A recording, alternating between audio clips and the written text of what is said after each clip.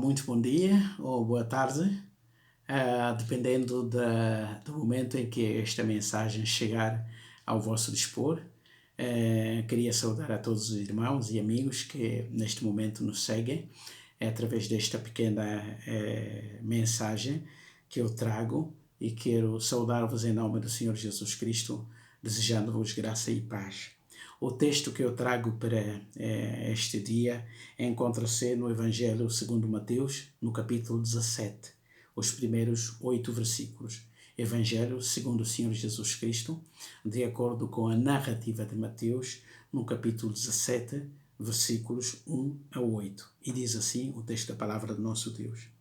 6 dias depois, tomou Jesus consigo a Pedro e aos irmãos Tiago e João e os levou, em particular, a um alto monte. E foi transfigurado diante deles. O seu rosto resplandecia como o sol, e as suas vestes tornaram-se brancas como a luz. E eis que lhes apareceram Moisés e Elias, falando com ele. Então disse Pedro a Jesus: Senhor, bom é estarmos aqui. Se queres, farei aqui 3 tendas. Uma será tua, outra para Moisés, outra para Elias. Falava ele ainda quando uma nuvem luminosa os envolveu. E eis, vindo da nuvem, uma voz que dizia: Este é o meu filho amado, em quem me comprazo. A ele ouvi. Ouvindo-a, os discípulos caíram de bruços, tomados de grande medo. Aproximando-se deles, tocou-lhes Jesus, dizendo: Erguei-vos e não temais. Então eles, levantando os olhos, a ninguém viram, senão Jesus. Esse é um texto maravilhoso sobre a vida aqui na terra do nosso Senhor Jesus Cristo e sobre o seu ministério terreno também. Este texto faz parte daquele período que é chamado, que é conhecido por muitos, como o período do retiro do Messias. Portanto, ele tinha feito o seu ministério praticamente na Galileia, indo algumas vezes a Jerusalém, que era o centro do culto, portanto, de Israel. Mas nesta semana, ou antes da última semana da sua vida terrena, ele resolve isolar-se com seus discípulos para estar num tempo de retiro. E todos nós aprendemos uma grande lição aqui com o exemplo do nosso mestre. É bom estarmos juntos dos nossos irmãos. A comunhão cristã é fundamental para o nosso equilíbrio, para o nosso crescimento e para o exercício dos nossos dons espirituais. É difícil exercermos os nossos dons espirituais fora do convívio com os nossos irmãos. Por isso, é de grande importância a integração de qualquer cristão, de qualquer crente na vida comunitária da igreja local. Mas também aprendemos com o próprio exemplo do Senhor Jesus Cristo que há momentos na nossa vida em que precisamos de estar isolados, ou seja, em retiro, estar com um grupo reduzido de pessoas, e ainda há outro momento fundamental na nossa vida em que precisamos estar a sós com Deus, o nosso retiro pessoal. Um momento de reflexão bíblica, de meditação, de análise pessoal, de introspecção, para, digamos assim, avaliarmos o estado da nossa relação com o próprio Deus. E o Senhor Jesus Cristo também fez isso. Houve tempos em que ele ficou no meio da multidão ou das multidões. Houve momentos em que ele precisou estar a sós com os seus 12 discípulos.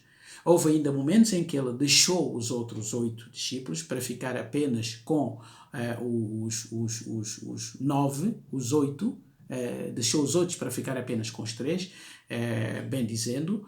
E também nós sabemos que houve até momentos em que ele deixou a parte os 3 discípulos mais próximos para ficar a sós com o seu Pai. Então isso mostra que para o equilíbrio cristão nós precisamos desses momentos tanto de comunhão como também de isolamento temporário para estarmos com o nosso Deus. E o episódio que nós encontramos aqui é maravilhoso. É conhecido como o momento de transfiguração do Senhor Jesus Cristo.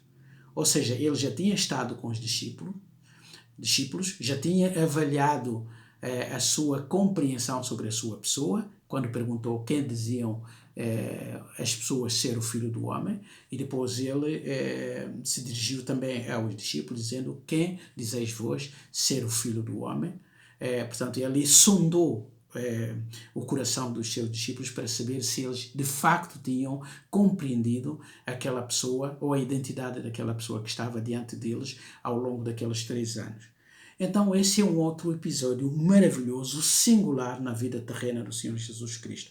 Diz aqui que num determinado momento ele deixa os outros discípulos, vai com os 3 e em particular ele sobe para um monte um pouco distante dos outros 3 também, e ele começa a transfigurar-se.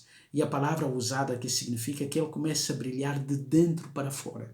Não é? Portanto, o seu rosto começa a mudar claramente e as suas vestes também ficam de tal forma tão luminosas que o evangelista descreve as suas vestes como, portanto, o resplandecer de uma nuvem. Não é? A sua voz, o seu rosto ficou tão brilhante, tão luminoso e depois também as suas vestes ficaram de tal forma resplandecentes e no meio dessa visão maravilhosa que deixaria qualquer ser humano maravilhado, digamos assim, surgiu uma voz do céu. Não é? E essa voz veio então para confirmar algo singular.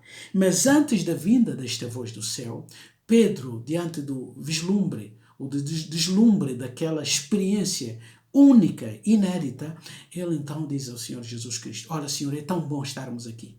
Esse ambiente é tão maravilhoso que é preciso fazer 3 tendas. Portanto, é preciso permanecermos aqui. E eu estou pronto para fazer essas 3 tendas. Não é? Nós podemos fazer 3 tendas. Uma para ti, outra para Moisés, não é? O grande representante da lei judaica, não é? O expoente da lei, aquele homem que falava com Deus e através de quem a lei veio até o povo de Israel. E do profeta dos profetas, o grande Elias, não é? Então os senhores podem ficar nas 3 tendas e nós não nos importamos de ficar aqui, não é? Portanto, ele acaba por colocar Jesus no mesmo patamar de Moisés e de Elias, não é? O vislumbre, a glória era tanta que Pedro quase que perdeu um pouco a noção das coisas e coloca Jesus no patamar daquelas 2 figuras emblemáticas do Antigo Testamento. E quando Pedro diz isso, é que o texto bíblico diz, então veio uma nuvem do céu. Não é? E essa voz, no meio dessa nuvem, então veio uma voz que dizia: este é o meu filho amado, em quem me comprazo, a ele ouvi. E a pergunta é: por que é que surgiu aquela voz naquele momento? E por que é que essa voz veio exatamente para enfatizar a singularidade do Senhor Jesus Cristo? É que na perspectiva de Pedro, Moisés, Elias e Jesus estavam no mesmo patamar.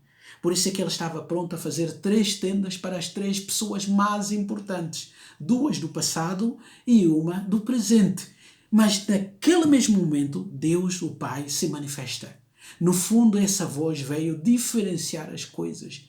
Veio traçar a linha divisória entre as águas. É como se Deus Pai dissesse assim: ó Pedro, ó discípulos, não confundam o meu filho com Moisés e Elias. É verdade que eles foram servos maravilhosos, extraordinários, que eu usei num determinado momento da história. Moisés foi aquele grande libertador do povo de Israel, mas ele foi servo. Elias também foi aquele grande profeta que trouxe reforma a Israel, derrotando os profetas de Baal, marcou a história de Israel. Mas eles não passam de servos. Agora eu tenho diante de vocês o meu filho. Este é o meu filho amado, em quem tenho prazer completo. Portanto, a ele ouvi. O que essa voz veio fazer? Veio estabelecer a divisão entre Jesus e qualquer outra personalidade. Não importa, seja ele Moisés, ou Elias, ou Paulo, ou qualquer outra figura da Bíblia. Jesus Cristo está acima de tudo e de todos, porque ele é o único filho gerado pelo Pai. É o único filho, é o único ser humano que tem 2 naturezas, uma humana e outra divina. Portanto, o que essa voz veio dizer é que Jesus não podia ser confundido com qualquer outra pessoa.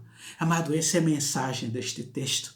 Por isso é que quando a voz terminou e os discípulos recuperaram os sentidos e quando olharam, Moisés já tinha desaparecido, Elias já tinha desaparecido, e só estava diante deles o Senhor Jesus Cristo, o Filho de Deus. No fundo, esse era o foco. Reparem que isso tudo acontece antes de Jesus regressar a Jerusalém para morrer. Deus, no fundo, estava a dar o privilégio a esses discípulos para contemplarem a glória deste grande ser humano que estava diante de si, que não era apenas um ser humano, mas também era o próprio Deus encarnado. Oh, queridos, esta é a mensagem deste texto. Jesus deve ser colocado acima de qualquer outro ser. Não importa a sua dimensão, seja ele profeta, rei ou qualquer outro ser humano. Quaisquer que sejam as maravilhas que Deus faça na vida dessa pessoa, nunca será comparado ao próprio Jesus. Mesmo que seja um anjo do céu, um ser espiritual magnífico, é sempre uma criatura de Deus e pertence sempre à categoria dos criados por Deus. Mas Jesus é o único Filho de Deus, o próprio Deus encarnado. E essa voz veio aqui para estabelecer a linha divisória, que Jesus Cristo está acima de qualquer outro. Moisés e Elias viveram no Antigo Testamento. De certa forma, não conviveram com Jesus encarnado.